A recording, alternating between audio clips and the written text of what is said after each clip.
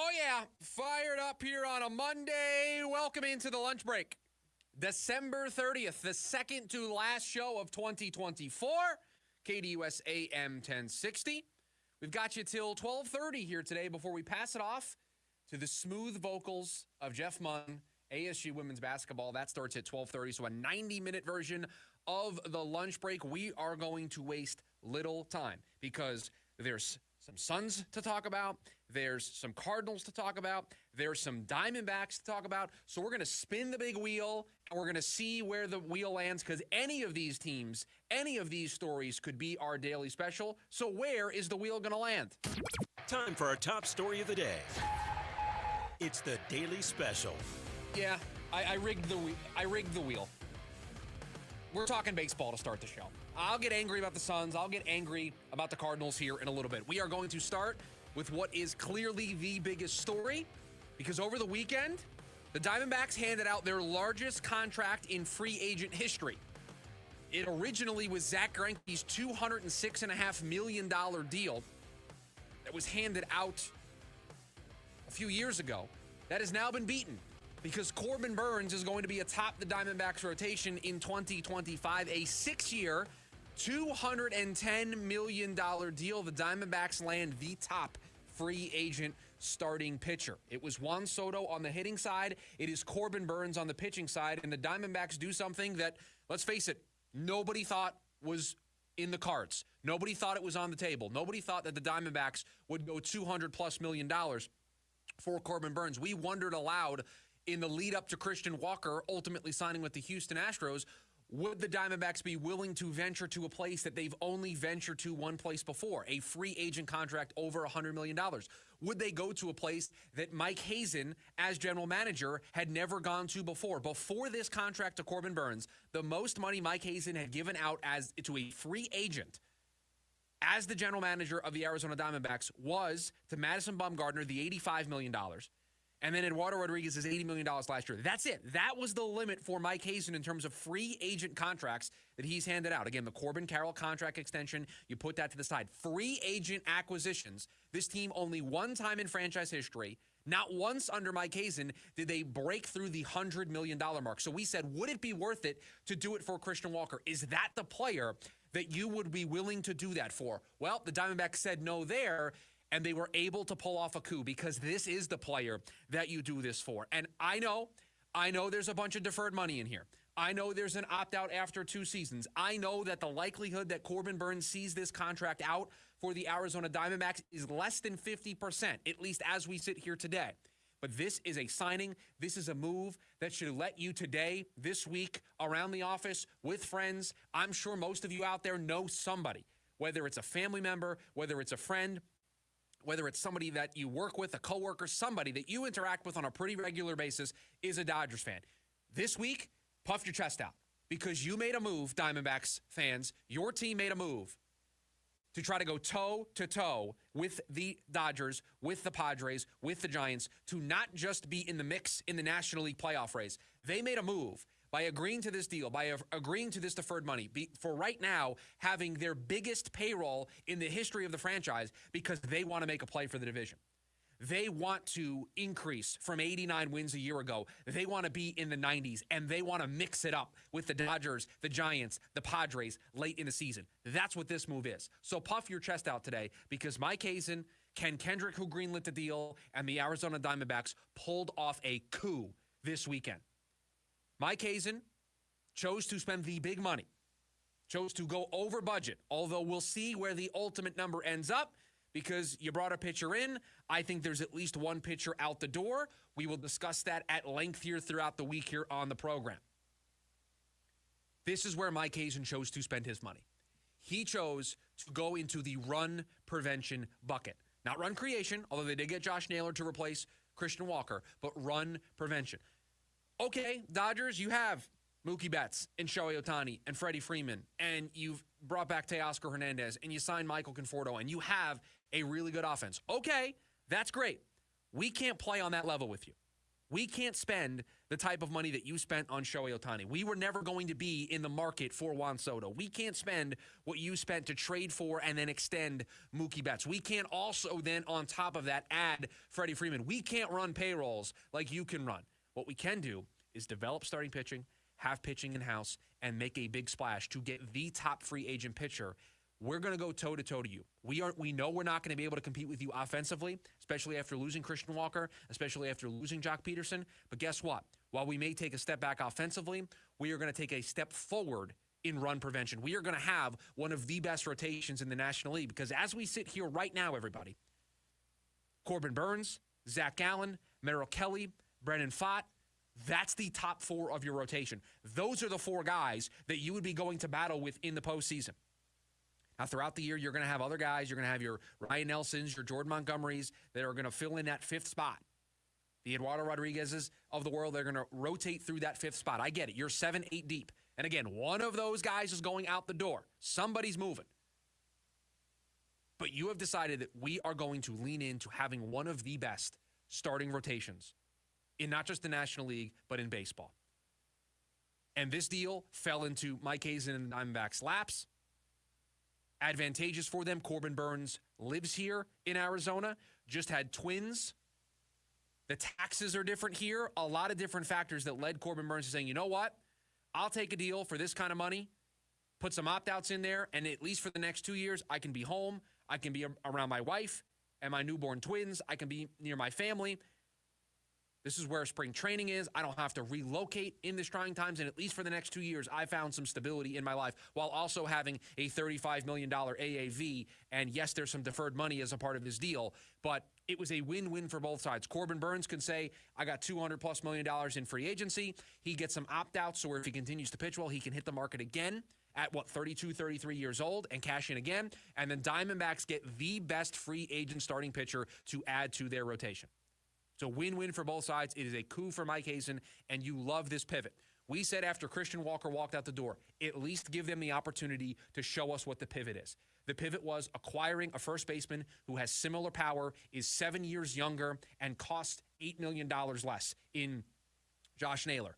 The pivot also included landing the top free agent starting pitcher. That's a really good pivot. That is an excellent pivot. That is the type of pivot that allows you to stay in contention, and it allows you to stay in the conversation in the National League West. So be excited today. It's why we're leading the show with this, because the other two teams that we're going to talk about on the show today, they're not giving you any excitement right now. They're giving you the opposite. Mike Hazen, the Arizona Diamondbacks, a disappointing year last year. 89 wins, barely missing out on the playoffs, didn't follow up their World Series appearance well, but they are not resting on that. They have an owner who is spending the most money he has ever spent. This current payroll is going to be higher than it has ever been in the history of the Arizona Diamondbacks. They just gave out their biggest free agent contract ever. Mike Hazen, the most money he's ever given to a free agent since becoming the general manager of the Arizona Diamondbacks, and they are doing it with a team who doesn't have an RSN and who doesn't have a TV deal making them a lot of TV money.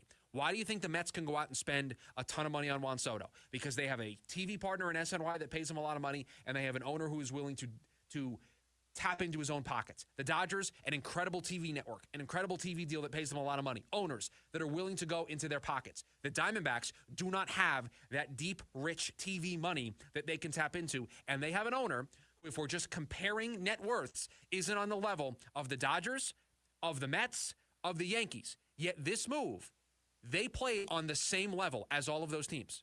There are a bunch of other franchises across Major League Baseball whose fan bases are begging them, calling into sports talk radio stations all across this country, begging their general managers to get involved the way the Mets have been involved, the way the Yankees have been involved, the way the Dodgers have been involved. And now those fan bases are also saying, why couldn't we do what the Diamondbacks did?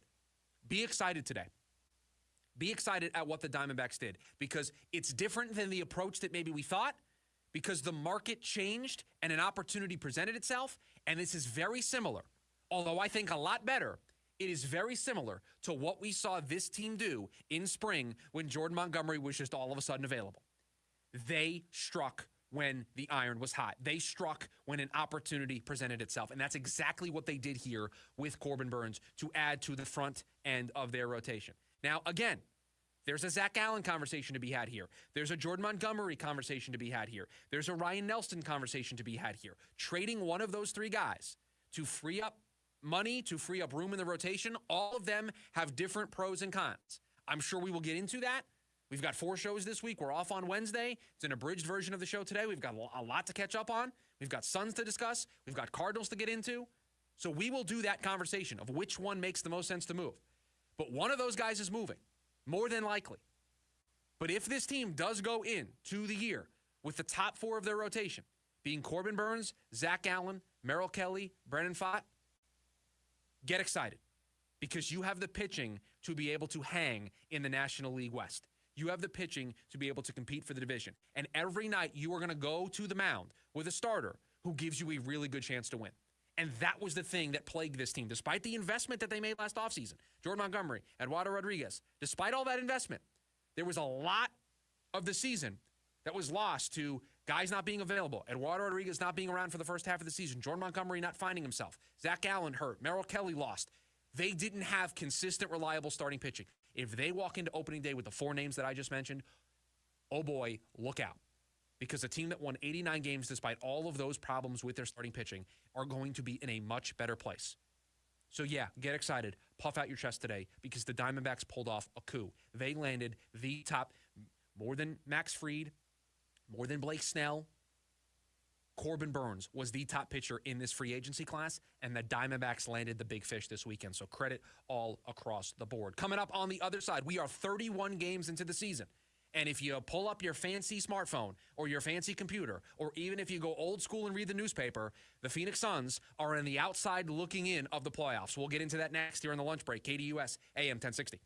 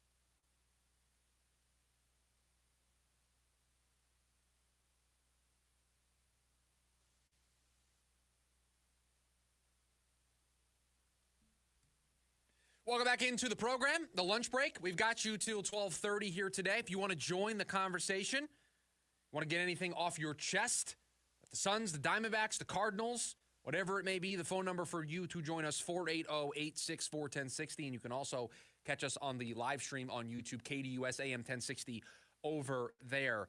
The Diamondbacks, obviously, our big story. We are going to dive into the Cardinals and them being 1-5 since the bye. This is where being a radio host is a challenge because you have the Diamondbacks making a big move. You have the Cardinals completely falling on their face once again, 1-5 since the bye week. We'll talk about that in about 15 minutes or so. And then there are the Phoenix Suns, who 31 games into the season are outside of the top 10 in the NBA playoff. Wouldn't even be in the play-in tournament if it were played today. And this isn't just cherry-picking a small sample size. We are nearly 40% of the way through the season. I ran the math. They've played 31 of 82. That's 38%.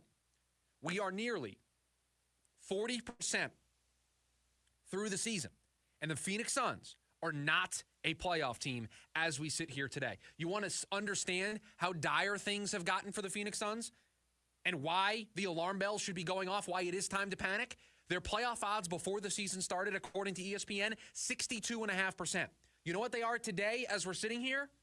29.2%. Sound the alarms. Start to panic. The Phoenix Suns are a mess. The Phoenix Suns are a dumpster fire right now. They are 7-13 this season when all three of the big three are not playing, meaning somebody's out. One of them is out. Two of them are out. If the big three are not all on the court together, all three of them, the team is 7-13. 6 games below 500. Remember, I just told you they've played 31 games this season. 20 of those 31, so more than half, have come with at least one member of the big three sidelined. Doesn't this feel like exactly what we were doing a year ago? And I don't know how to continue to try to wrap this conversation up and present it to you differently. This team has a problem. The way to fix the problem is to make one of two decisions. To either commit to see this through, you're not trading for Jimmy Butler. There are not a lot of moves that you can make with the limitations that are on you as a second apron team. You have to take the big three for what they are, good, bad, ugly, and see this through, or you have to swallow your pride. You have to admit that the experiment didn't work and that you need to blow this up. Now, the problem with that is there appears to be zero indication that that thought is even remotely on the table. And I said this, and hopefully most of you followed along on the social media content that we put out last week while we were off on KDUS AM 1060 on all the socials. I made this point. It is incredibly easy. Now, this isn't a knock, but it's incredibly easy when you take over as the new owner and your first big move is to make a big splash and trade for Kevin Durant, and then in that offseason go out and get Bradley Beal. It is super easy to get the fan base on board, to get the fan base excited. It's easy to generate that goodwill. It's easy to be viewed as a good owner when you spend money, you acquire the best talent. Nobody is going to get on you for that. Things are going to be easy. Where things become difficult, where you show that you are a good owner, because it's not really being a good owner to spend money and to acquire free agents. That's what you're supposed to do as an owner. You own a basketball team, you own a sports organization, you want to win. The way you win, you spend money, you acquire the best talent, however that is done, trades, free agency, draft, develop, however it is, you want the best talent on your team, your coaches, your nutrition staff, your wellness staff, your front office, across the board, business ops, you want the best of the best, right? You go out and acquire talent. What makes you a good owner is how you deal with adversity, is how you deal with problems, is how you deal with conflict, how you deal with when things aren't going well. Are you still that steady hand? Are you still that positive influence? Are you still that positive force? Can you make the right decision in those moments? This is one of those moments for Matt Ishbia. This is one of those moments where we will find out if he is a good owner or not. Because to me, a good owner waves the white flag and admits defeat on this experiment. It's not working. 31 games into this season, year 2 of this, they're on the outside looking in of the playoff picture. Not play-in tournament, which was, by the way, the conversation we were having last year. Would they be in the play-in tournament? Would they be able to sneak in as the 6th seed? How would it? That was the conversation. We're not even having that conversation. That conversation's off the table. We're just trying to be in the play-in tournament at this point. You got blown out in Denver. You were able to come home on Christmas and salvage a little something by returning the favor to Denver. You didn't blow them out, but you beat them. And then you lost to a Luka-less Mavs team. And then this past weekend, you blew a 9-point lead with 6 minutes to go against the Warriors. A team that before the game was directly behind you in the standings. You now flipped, they're in, you're out. That's what you've done just in the last 4 games. But we are 31 games into the season, and we are having not just the same conversation, but I think a worse conversation. Because at least last year, it was, all right, they're the 6 seed or the 5 seed, and they oscillate between the 7 or 8 in the play-in tournament, and then getting the ability to avoid that, and they go back and forth. We're not having that conversation. We're having a conversation of, can this team make the playoffs? Because now it's Devin Booker's turn to be sidelined. He's missed the last couple of games. He's now a part of that 7-13 when all of the big 3 aren't playing. They've all now taken turns. On your son's injury bingo, all 3 members of the big 3 now have missed time due to injury. We're not talking about 10% of the season. We're not talking about a 5-game sample size. This is 31 games, and this is now year 2 of the same thing happening to this team. And even when they are healthy, there are question marks about this team. There are question marks about their defense. There are question marks about how consistent their offense can be. There are questions of this team at full strength. Problem is, we can't see them enough at full strength to truly have those conversations. Do you remember at the beginning of the year when everything was going well and they were healthy and they were off to that great start, and we said, this is awesome, this is great start, season of redemption, and we said, if we're going to nitpick, hey, stop giving up early leads and having to dig yourself out of a hole because that's going to come back to bite you late. We were nitpicking because they were playing well, but we were looking at it through the lens of championship caliber. What about this team is championship caliber at this point? What about it? They don't have championship caliber health. They have a team that 20 of their 31 games so far have been without the team that is supposed to be on the floor. Is that going to all of a sudden get better in 2025? Is the health going to all of a sudden get better for this team? It was a problem last year. It's a problem this year. Kevin Durant, while he's trying his darndest, he is a 36-year-old superstar that can't do it every single night, needs somebody else to step up. And Bradley Beal has not shown consistently enough to be that guy that has stepped up. And now the person who you would look to be that number 2 is hurt. It's just every single time you start to believe once again. Every single time you start to think maybe, just maybe, this time it's going to be different. This stretch is going to be where this team turns the corner. Something else happens. You barely start a game before somebody else gets hurt. Or before it even tips, somebody goes down during the week and then doesn't play. Something always seems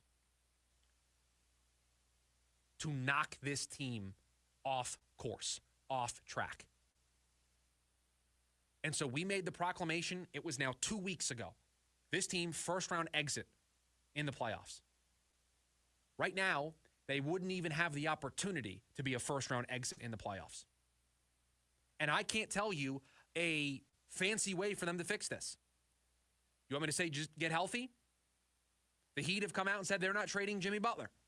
Now, that could change. Jimmy Butler could force his way out. But then you have Bradley Beal's no-trade clause. And there are too many layers to that. So if that's off the table, what else is out there? What else can this team do to improve their roster? Not a whole lot. They are stuck. This is the way they were put together. They are going to succeed or fail with this group. And if there are thoughts about trying to tweak it, maybe trying to move Bradley Beal, then the right thing to do is to blow it up. But as we sit here today, with 2 days left in 2024, I don't think that is a realistic conversation that is being had in this building. I don't know what it is going to take for that conversation to become real, but you have a team right now that has a 29.2% chance of making the playoffs, according to ESPN. They started the year at 62.5. If this isn't the time to sound the alarms. If this isn't the time to say it is put up or shut up time, you've got 2 weeks. Maybe we'll give you the month of January. That's it. You have to do it now or else it's not going to happen. Time is going to run out, and there are not going to be enough options for this team. And then we get to the summertime. And if we get to the summertime and this was a failure for the second straight year and we start having conversations about running it back again, and that conversation I mentioned about Matt Ishbia being a good owner,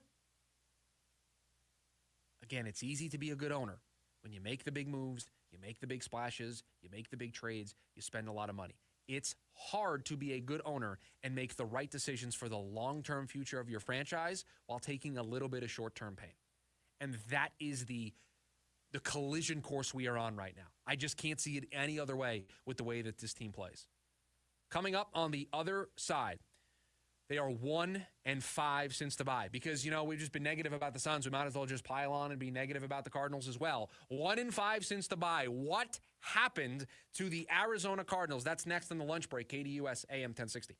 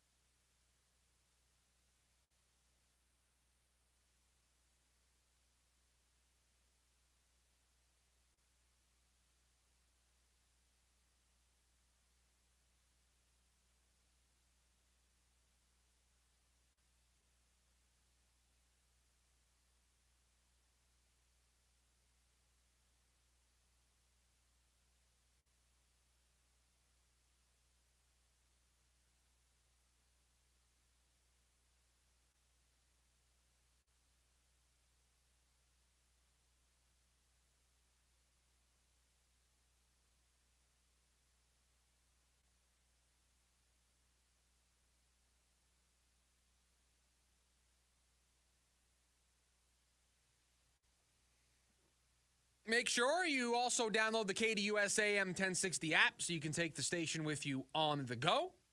Listen to us wherever and whenever you'd like. The KDUSAM 1060 app, downloaded today. It's free. The Arizona Cardinals lost to the Rams 13-9 on Saturday. I got to tell you, this Wednesday for Christmas, 2 games, and then Thursday games, and then Saturday games, and then games yesterday. You forget where one NFL week starts and the other one ends, especially because we're not doing shows. Normally, we would do the power rankings, and then we would do the look ahead, and it would allow us to kind of know which all a blur. Yeah, no, there weren't weeks the past 14 days. No. There were just, 3 games in 10 days for some? Yeah, it was just, it just all just kind of mushes together. And it's kind of happening again. We've got the last Monday night game tonight. By the way, big game tonight. We are 4-1 this week in the Schubert Six. We have one more tonight. And if you're like, Chris, you weren't on the air last week, I didn't get the Schubert Six. This is why you follow us on the social media channels. Twitter, Instagram, YouTube, TikTok, KDUSAM 1060. We posted on Friday, this past Friday, the Schubert Six for Week 17. We are 4-1 going into tonight. Our last thing tonight, we have the Lions to win the football game tonight. I believe 3.5 is where we got the number at, but we're 4-1 so far this week. That makes us 21-8 over our last 29 picks. One more tonight, so potentially 22 of our last 30 or 21 of our last 30. Either way, I will take that. We have been getting hot to end the year. It was a 5-1 week last week. Looking for another 5-1 week this week to be 10-2 over our last 2 weeks. You would take that 10 times out of 10 if you were doing this on a regular basis. So we are hoping for that tonight in the Schubert Six, and this is why you follow us on the social media channels. But the Cardinals played a game. It was Saturday. It was for this week. They have one more game to go, and they lost to the Rams. And they lost even though they were driving to win the football game. Kyler Murray threw a ball, was tipped up in the air. An incredible play by Witherspoon of the Rams to make a diving interception. Locked things up for the Rams. They then needed some help yesterday to be able to lock up a playoff spot, lock up the division. And the Cardinals, by losing that football game, for the 7th time this season, scored under 20 points. For the 2nd time this year, scored under 10 points. And dropped to 1-5 since the bye week. They entered the bye week 6-4. They entered the bye week atop the NFC West. Everything in front of them.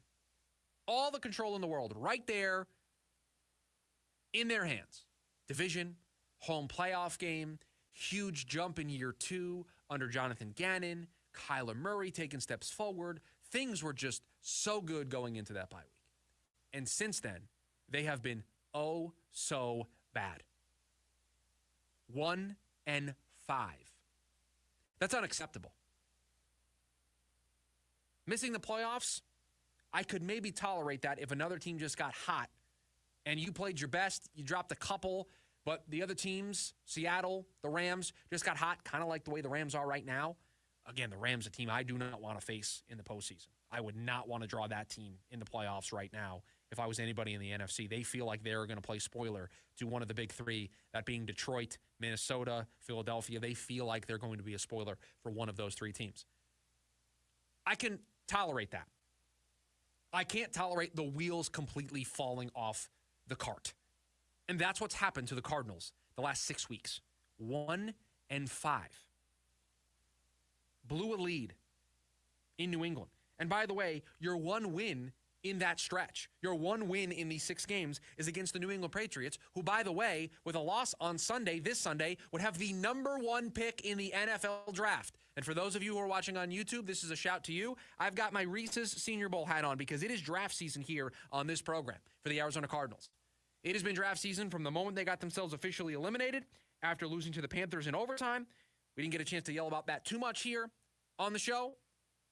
1-5. It is now draft season. There is nothing to play for. There are so many. Here's why 1-5 hurts so much. Here's why 1-5 is a problem. 6-4 coming out of the bye week. Let's say you go, you win 3 games, right? You win 3 games down the stretch. You get to 9-8, a winning record. That is a step in the right direction, but you just missed the playoffs. I can accept that. A winning season, positive steps. You're still building this roster out. You're still got a coach I believe in, a quarterback that I probably believe in, a defense that played so much better than their talent would indicate. Like, you would be across the board rave reviews for coaches, for players, the job that they were able to do to get to 9-8. But instead, you get to 6-4, and the wheels fall off, and you're 1-5, and that forces me to reevaluate everything. I'm reevaluating the coaching. I'm reevaluating the quarterback. I'm reevaluating every single thing that has to do with this organization right now, because 1-5 isn't just talent. 1-5 is preparation. 1-5 is in-game decision-making, in-game coaching. It's play calling. It's execution. Kyler Murray's play since the bye week has been brutal. Some of these interceptions have just been poor decisions. So when you go 1-5, I feel like I'm well within my rights to reevaluate everything about your team. Your coach, your quarterback, coordinators, everything. Everything's on the table. 6-4, you go 3-4 down the stretch, you get to 9-8, you barely miss the playoffs. Okay. Great job. You got the coach, you got the quarterback, coaching was good. You just need a little bit more. The injuries piled up. You just didn't have enough on the defensive line, but we knew that. And so you just came up short. But that's okay. Things are trending in the right direction. Are things trending in the right direction right now? Do you feel, again, 6-4, you feel great. 1-5 in pressure moments. Guess what? The expectation next year is going to be we want to be in more pressure moments in December and November. We want really important, impactful football games against NFC West opponents the final 2 weeks of the season, right? The NFL has changed the way they schedule those last 2 weeks of the season. You're going up against divisional opponents, and the games are going to matter. You saw what they did. They flexed into Sunday night, although it's not really a flex because they don't really decide the schedule until late in the day yesterday. But it's going to be Lions, Vikings, Sunday night football, everything on the line.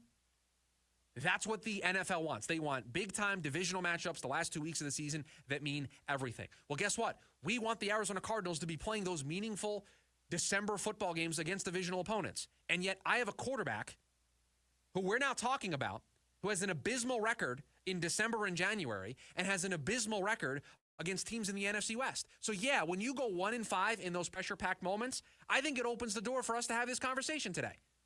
I think it opens up the opportunity for us to reevaluate everything. Now, that doesn't mean you're going to fire the coach. That doesn't mean we're going to change the quarterback. There are a lot of ramifications to doing that. But the conversations need to be had. How did this happen? What changes are going to be made, if any, to this process to where we don't have another 1-5 stretch after the bye, that we're not playing our worst football in November and December with our season on the line, with a division on the line, with a home playoff game right there in front of us. How did this happen, and how is it not going to happen again? Those are the conversations that need to be had. And when you go 1-5, they are absolutely deserved conversations for us to have. And so the Kyler Murray conversation is going to be the big one, because I don't think they're going to make a change of head coach, nor do I think they should. I think Jonathan Gannon needs to learn from this. But overall, I don't think this falls on Jonathan Gannon. Drew Petzing, that's another conversation. And we'll have that conversation in hour number 2 of the show. But the Kyler Murray piece to all of this, how much more do we need to see? How many more big-time games against NFC West opponents do we need to see where things don't go well for Kyler Murray? How many years do we have to do this? The contract is very prohibitive. It doesn't allow for an easy out this offseason. But the escape hatch has to be discussed here, because I wonder if there is a ceiling on this team. You have a quarterback who can't beat teams in the NFC West, and you have a quarterback who doesn't play well in December. How are you supposed to make the playoffs? How are you supposed to reach the heights this franchise wants to reach when those two things are objectively true? Just look it up.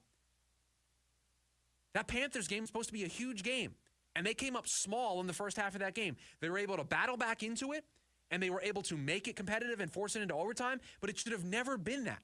They should have won that football game, and they should have set up an absolute all-time clash on Saturday night. Instead, the game didn't mean anything for the Cardinals. And so, yeah, it's draft season. Yeah, I've got my Reese's Senior Bowl hat on today because it is draft time. It's time to start discussing where the Cardinals are going to pick and who they should be targeting with that draft pick. And so it's another year of having this conversation. And so when you go 1-5 after the bye week, you open the door for all of this. You open the door for every single angle of this to take place over the coming weeks and months. On the other side, we will wrap up hour number 1. We know the opponent now. In 2 days, it is going to be ASU and Texas for a spot in the college football playoff semifinals. We'll talk about it next here in the lunch break. KDUS AM 1060.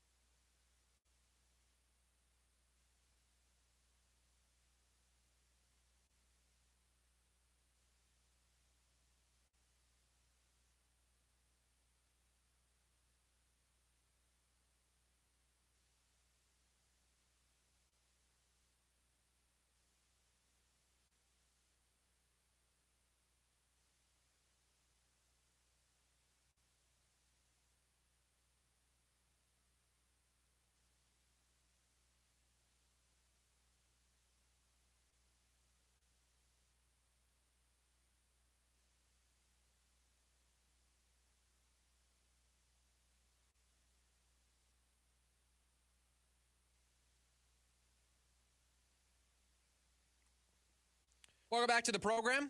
Wrapping up hour number one. Again, we've got you till 12:30 here today on the lunch break. And then we'll pass things over to Jeff Munn, ASU women's basketball, starting right here on KDUS AM 1060 at 12:30. You got NAU men's basketball later on today. I believe that starts at 5:30 over on 1440 AM. We've got you covered. And that's not the only Sun Devil action that's going to be had this week. We've got an ASU football game later on this week. The team has touched down. They are there for the Peach Bowl on Wednesday. They're doing their media availability as we speak, or it's already done. I've seen a lot of social media from the team, from reporters that are there.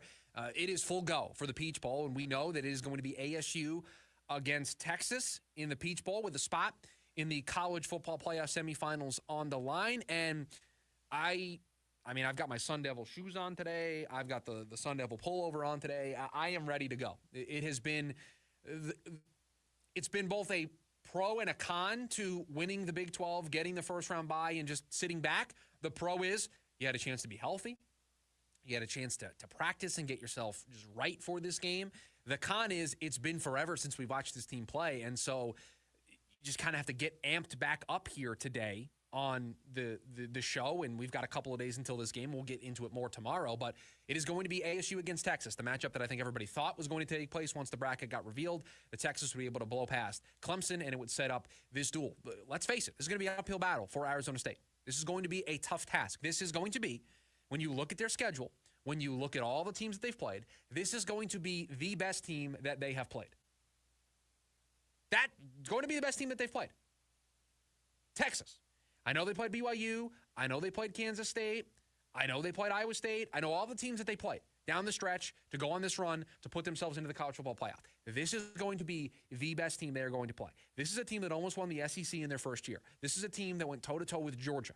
This is a team that could very easily win it all. That's the team that you're going up against. Here is the nice little secret, though, that I want to share with everybody, and I've shared this with a lot of people.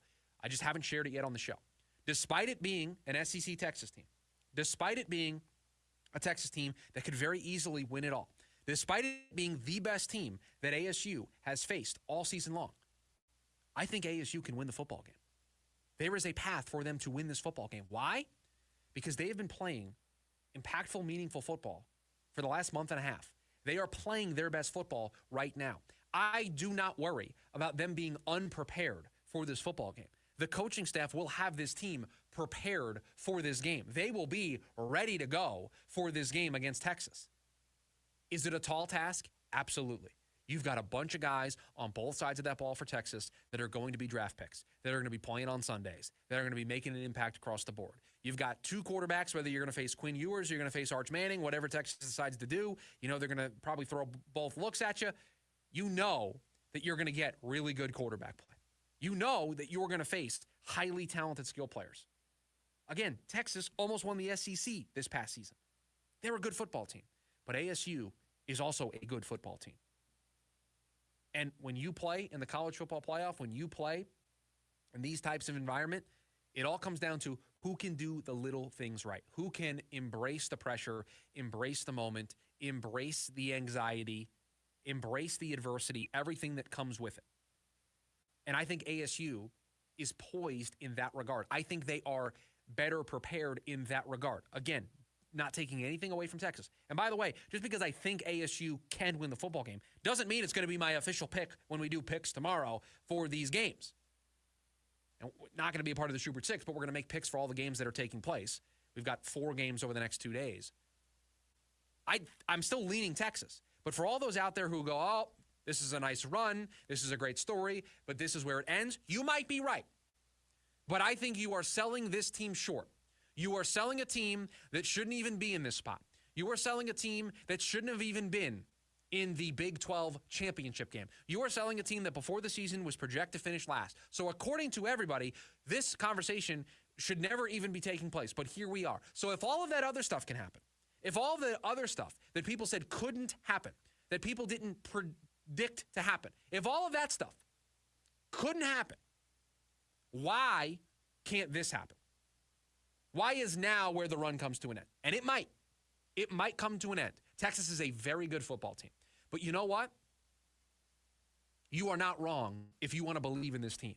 You are not wrong if you want to look at what this team has given to you over this entire season and say, you know what? I'm going to enjoy this ride for what it is, and I'm going to root for this team until it's over. And yeah, I'm going to believe they have a chance on Wednesday. I think good, bad, or indifferent, the good thing that comes out of this game for ASU is they get to see where they match up with the big boys of college football. If Kenny has truly turned this program around, then they will be competitive in this football game. They will compete with Texas for 4 quarters. And I know there's a lot of noise in college football right now because a lot of those first-round games were blowouts. And the teams that everybody circled and said you really don't belong, but you got a spot for X, Y, or Z reason, got shown the door. And I guarantee you, there are a lot of people that are sitting around right now that are just waiting. They got the keyboards out, their hands are ready, and they are ready to type up the think pieces, the tweets. They're ready to put out the content. They are ready to ether Arizona State and say, that's a team you gave a bye to. You gave them the 4 seed. That team got a bye. They are ready to do that if Texas walks all over ASU. They are ready. And so ASU, obviously, Kenny Dillingham is going to coach this game to win the football game. He is getting his team ready to win a football game. But if you can keep this game competitive, if you can do what nobody else who has been in the crosshairs of everybody in college football has been able to do, right? SMU couldn't do it. Clemson couldn't do it. Indiana couldn't do it. Tennessee couldn't do it. Bunch of teams couldn't do it. Can ASU be the team that plays the competitive football game? Because everybody has been side-eyeing Kenny Dillingham and Arizona State all season long. They have been looking at them as the redheaded stepchild, the team that doesn't belong. They got in because they won their conference, but there are a lot of people who don't think they should have gotten the bye. There are a lot of people who thought they should be playing in the first round. They should be the 12 seed. They should have been playing Texas. There are a lot of people who don't think this team belongs. What ASU needs to accomplish on Wednesday, show everybody that you do belong. And it may not mean a victory, but show that you do belong. Show that it was not a mistake for this team to get that last bye. Show them that it wasn't a fluke of what this team did in the second half of the season to be in this spot. That's what's on the line on Wednesday. And oh, by the way, if you somehow win the football game, you are one of the final 4 in the college football playoff. And I'm here to tell you, you beat Texas, all bets are off. You find a way to win this football game, why can't you beat any of the other teams that you're going to face? You beat Texas. You beat Iowa State. You beat BYU. You beat Kansas State. Every ranked team that's been put in front of you all season long, boom, taken care of. And if you do it to Texas in a game that everybody thinks you're going to get run out of the building, it's the biggest number of the week. I think it's up to 13 or 14 in Vegas for this game. If you're able to win this one, all bets are off. You might as well not predict anymore. Because if they do this, after everybody's writing them off yet again, there is no limit to what the season could be for Arizona State. But show that you belong. That is what the mantra needs to be. And if you show that you belong, then you're going to have a chance to win the football game. You're going to be in the football game. You got Penn State, who's an 11-point favorite against Boise State. You have Georgia, who's only a 1-point favorite as the 2 seed over Notre Dame. You will have Ohio State, who is a 2.5-point favorite over Oregon. And then you have Texas, who is a 13-point favorite over ASU. Vegas is telling you, you are the team that we think the least of. You are the team that we think is going to get blown out. We think you are the team that doesn't belong. It's nice that you're here. It's nice that you're in the Peach Bowl, but you don't belong as the 4th seed. And we're going to price the game accordingly, with Texas being a 13-point favorite. Show that you belong. And so there's something. I can't really point out what it is. But maybe it's my belief in Kenny Dillingham. Maybe it's the fact that you have a quarterback who has just faced adversity all season long and has continued to come through for this team. You have a running back who should have been in New York for the Heisman. You have all the talent, all the pieces together here to play a competitive football game. There's just something that tells me that this is not going to go the way the experts think. That something's going to be different on Wednesday. Again, I'm not predicting a victory. I still think I'd pick Texas. But there's something that tells me that that 13 number is going to look pretty foolish when we get in here on Thursday. I don't know. I could be wrong. But there's just something that tells me that this ASU team is not going to get shown the door. They are not going to get blown out. They are going to play a competitive football game against Texas because they do belong on that stage. Hour number 1 in the books. We got hour number 2. We'll start with this. The Cardinals. Will they make any changes? That's next here on the lunch break, KDUS AM 1060.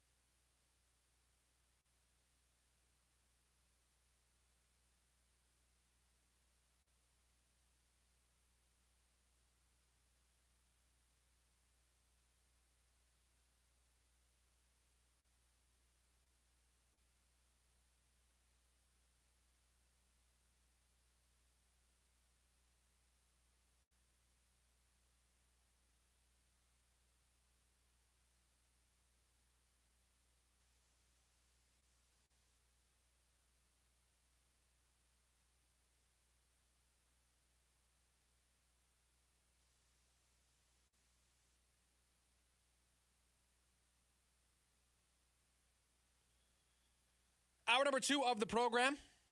Got you for another 20 minutes or so. Then we'll pass things off. ASU women's basketball. Jeff Munn on the call. Pre-game starts at 12:30. Tip is at 1 o'clock. We've got you until then. And I do want to get back into the Cardinals. And we've got a show tomorrow, and then we're off on Wednesday. And so we'll get more into what's next for the Diamondbacks now that they got Corbin Burnes. And we'll get into what's next for the Phoenix Suns here as we get closer and closer to the midway point of the season. But the Cardinals feel extremely fresh for a lot of us because it was just a couple weeks ago that they were in a playoff race. And it felt like it dissolved so quickly. And it evaporated so fast. And it just became a nightmare. Overnight, it went 6-4. 6-4 at the bye week. They are now 7-9 with 1 game to go.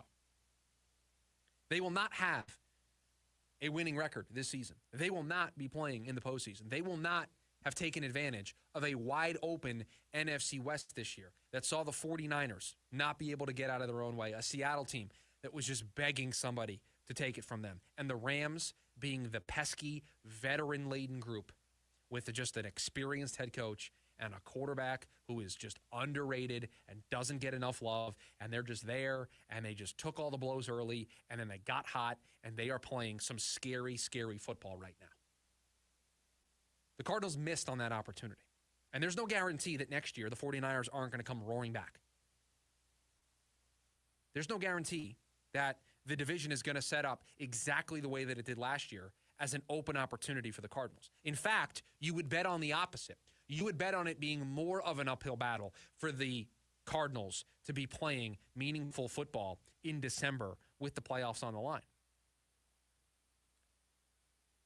Look at Washington.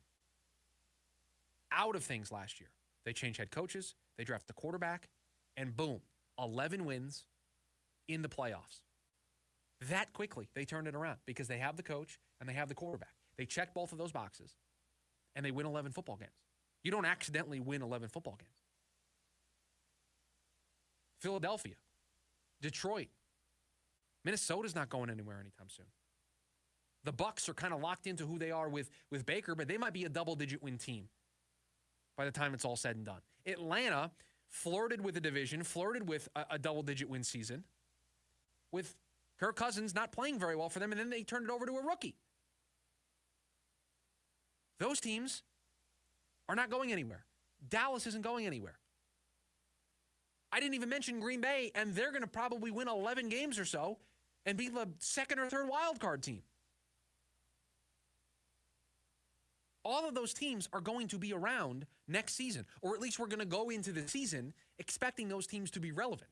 Now, the NFL works in mysterious ways, and these things kind of play themselves out over the course of the season, but you want to have a seat at the table. I'm here to let everybody know. I don't know if there's enough seats. The Lions have a seat. The Eagles have a seat. Vikings certainly should have a seat as long as they keep Sam Darnold. The Packers have a seat. The Commanders have a seat. Now, some seats are further down at the table. They're not in front of the main course, right? When it called the kids' table. You might put the Commanders there for right now. Show it to me more than once. You might put the Bucs there. I'm just not sure. Bunch of teams you might put at the kids' table. But they've got a seat at the table. I don't think the Cardinals have a seat at the table right now. And I don't know what they can do to earn that seat at the table. Because if they're just going to run this back next season, still Jonathan Gannon, still Kyler Murray, still Drew Petzing, and they're just going to run this coaching group back, and they're going to stick with their quarterback, and they're just going to hope it gets better, then they don't deserve a seat at the table. Something has to change. You have an offense that seems out of sync on a too much of a regular basis. You have a rookie wide receiver who not until week 17 showed you everything that he can be. That's the game that we've been waiting to see from Marvin Harrison Jr. That's the consistency that we want to see over the course of 17 games. And look across the NFL. Look at what Brian Thomas Jr. is doing. Look at what Malik Neighbors is doing with that quarterback play in New York. Look at what Brock Bowers is doing. You can be a rookie pass catcher in the NFL and get to 1,200 yards and score a bunch of touchdowns. And Marvin Harrison Jr. isn't going to come close to that, and he was the first skill player off the board. That's a problem. You want to assign blame? We want to do the blame pie? You want to blame Marv for some of that? Fine. You want to blame Kyler for some of that? Fine. Petzing? Sure. There's blame to go around. But something has to change. If you want the development and the growth and you want to reach the heights that this team is trying to reach, guess what? You got to change. And to me, the easiest thing to change, the easiest move to make would be to make a change at offensive coordinator. Because the quarterback conversation, I think, is too difficult. I think the money's too much. And I think there are too many logistical hurdles to overcome to make that move happen this offseason. And so you make the change of play caller. You see how that works. And then if it doesn't, now you know. Okay, we're moving on from Kyler after 2025. Me personally, I would push every lever possible to move on from Kyler Murray. I'm good. I've seen enough. You know what? Producer Corey, you got room in that notebook where our other declarations are? Is there room there to jot some stuff down here? Absolutely. So we have December 16th, 2024, Phoenix Suns first round exit in the playoffs. I'm done with the Phoenix Suns. December 30th, 2024, we're going to sneak one in here at the buzzer before the end of New Year, the end of the year and the new year. I'm done with Kyler Murray. I've seen enough. I'm good. All right. No Kyler for I'm 2025 good. for you personally. I'm good. I am not going to walk into 2025 if Kyler Murray is under center and expect the Arizona Cardinals to be in a playoff race. I have seen this story too many times. Too many years have gone by. And if you want to throw at me, well, we don't really know. At this point, the fact that we don't know should tell us that we know what the ceiling is for this team. They don't come through in big games. They struggle against the division. And this mainly is associated with Kyler because that oversees two GMs, two coaches. Kyler's been here under both Cliff and now Gannon, Time, and now Otzenfort. And he has a track record that tells me they are not going to be able to break through. And if you are not willing to look at this and look at these numbers objectively and say something has to change and it probably needs to be the quarterback, then I don't know what your realistic expectations for this franchise ought to be. They had a chance. They were 6-4 at the bye week. Had no business being 6-4, by the way, with all the injuries and everything. But they were. They were 6-4 because they were gritty. They were tough. They found ways to win. But they have an offense that's predicated on running the football, and it feels the moment anything happens to James Conner, the entire offense forgets how to play football. That's not how you win in 2024. Guess what? The Chargers are what the best version of the Cardinals is probably what the Chargers are. But guess what? The Chargers have a quarterback who can sling it all over the football field. Go look at what Justin Herbert's been able to do under Jim Harbaugh in year one. Yeah, they like to run the football. Yeah, they like to lean on their defense. Yeah, they like to play that old school brand of football. They like to do all of that. They also have a top 10 quarterback in the league. Probably a top 8, top 6 quarterback in the league. And he's putting up the numbers to show it. Kyler Murray's not doing that. This offense isn't doing that.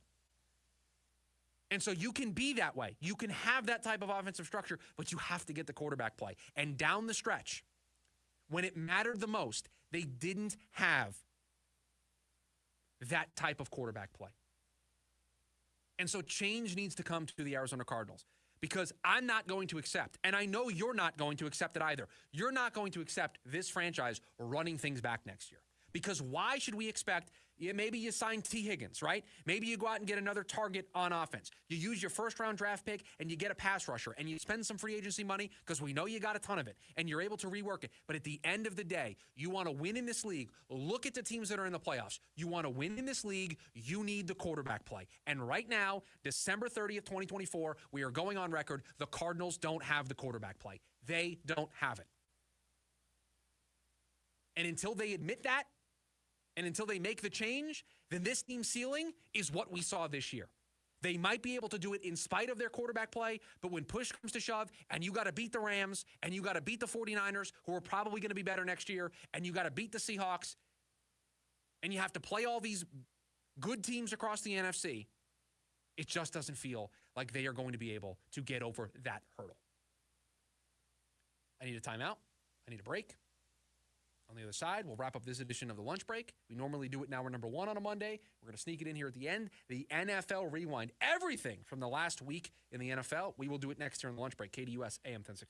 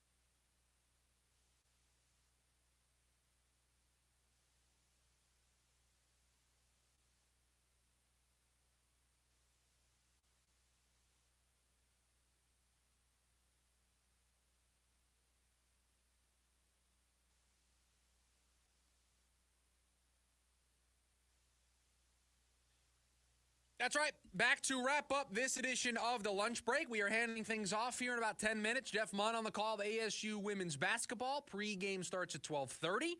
Tip at 1 o'clock. So we'll hand things off to him here in a little bit, but we would not do a Monday show without recapping everything that occurred, and that means we have to go all the way back to last Wednesday because that's when the week started for the NFL. It is the Week 17, the penultimate, the second to last edition of the NFL Rewind here on the show. So without further ado, we're pressed for time. We got a basketball game in 10 minutes. That's right. So we will start all the way back on Christmas Day. The Chiefs and the Steelers. The takeaway, the Chiefs inevitable. Despite thinking that they can be had, despite thinking that they are beatable, despite not believing in them, number one seed, got to go through Arrowhead. It's inevitable. They are absolutely inevitable under Andy Reid and Patrick Mahomes. And it feels like when you're playing the Madden video game and you start a franchise and you don't want to play all the regular season games and you just say sim to the postseason. That's what it feels like when talking about the Kansas City Chiefs. Now, you look up and you look at their record and how do we get here? All the close calls, all the near losses, yet here they are, the number one seed. And I'm sorry. I think they can be beaten. And I think there's a team peaking at the right time to beat them. But until I see it, until I see a team go into Arrowhead, beat them, march on to the Super Bowl, it's going to be the Chiefs. They are going to be the favorite in the AFC. The Ravens absolutely demolish the Houston Texans. And I got to tell you, the last 2 weeks, the Baltimore Ravens stepping up in a big way. They do so on the Saturday game against the Steelers, and then they follow it up with an absolute just destruction of the Houston Texans. 31-2. Baltimore playing their best football right now. Lamar Jackson playing his best football. That was his best game of the season. Highest QBR game of the season for him. Just an absolute masterclass from Lamar Jackson and the Baltimore Ravens. And I told you they're a team. I just can't quit them. I can't quit Lamar. I can't quit Baltimore. And they are peaking at the right time just to draw me back in to disappoint me in the postseason. Speaking of disappointments, Thursday night, the Seahawks and the Bears. The final score, this is not a typo, 6-3. Somebody please do me a favor. Save Caleb Williams, please. Save him. Save Caleb Williams before he gets ruined by the Chicago Bears. The same way Mitch Trubisky was ruined. Mitchell Trubisky was ruined. The same way Justin Fields. Please, somebody save Caleb Williams. New GM, get the right head coach, pay all the money in the world for Ben Johnson. Please. Now, he makes some weird decisions, and he's not the best quarterback from this class this season. He's probably third. I would put him behind both Jane Daniels and Drake May. He's played the third best out of all the quarterbacks from this class. But there's talent there. You see it. You know what he's able to do. You have to surround him with the right pieces, the right infrastructure, the right coaching. Somebody, please save Caleb Williams. The Chargers destroy the Patriots 40-7. These are not your mothers, your fathers, your aunts, your uncles. This is not the old school Los Angeles Chargers. This is a different breed of Los Angeles Chargers football. They have a coach who's disciplined, he's composed, he's poised under pressure, and they don't charger the way they used to charger. They go into New England, and you're thinking, oh, the weather, this is a game that they kind of need to have, and you know what they normally do in these spots. They go in there, take care of business. It was a one-point play this past week. It should have been more. We were a little worried about being on the road, the weather, all that stuff. Should have been higher up the board, but they take care of business. The Bengals beat the Broncos in overtime 30-24. It feels like it's still too little too late, but the Bengals are making this fun. The Broncos are leaving the door open. The Bengals are making it fun. We'll talk about the Dolphins here in a little bit. They're also making it fun. And the Bengals, again, if you just would have won a couple more games early, you wouldn't be in this situation. You would have full control of a playoff spot. Instead, you need to win, and you need a lot of other help. But you've at least made it interesting. You still have fought until the absolute last possible second, and that is a credit to the Bengals. The Bills beat the Jets 40-14. You know what Jets stands for, just end the season. And that's what the Jets were trying to do. They played like the season was over, and they've got one more game to play against that Miami team that needs the football game to keep pace with the Broncos. The Raiders, Saints, the Raiders playing their way out of a conversation for a quarterback with beating the Saints 25-10. They're outside looking in the Giants. What are the Giants doing?